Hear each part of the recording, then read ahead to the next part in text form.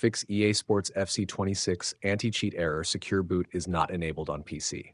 Number 1. Restart your PC, close EA Sports FC 26 completely, restart your computer, launch the game again, check if the error is resolved, enable secure boot, restart your PC, and enter the BIOS UEFI settings. Enable secure boot, save the changes, restart Windows, launch FC 26 again.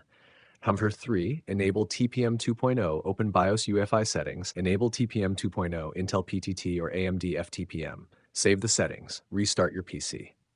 Number 4, repair EA AntiCheat. Open the EA AntiCheat installer. Select EA Sports FC 26, choose repair, restart your PC, launch the game.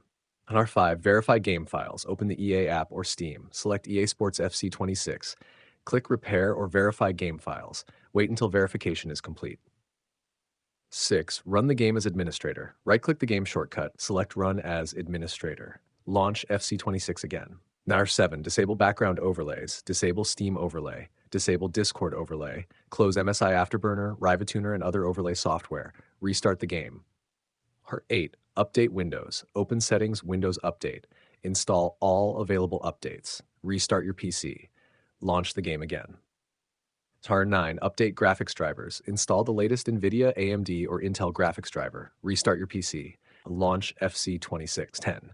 Reinstall EA AntiCheat. Uninstall EA AntiCheat. Install the latest version. Restart your PC. Launch EA Sports FC 26. These steps can help fix EA Sports FC 26 anti-cheat error. Secure boot is not enabled, EA AntiCheat failed, game security violation, and game launch issues on Windows 10 and Windows 11 PCs.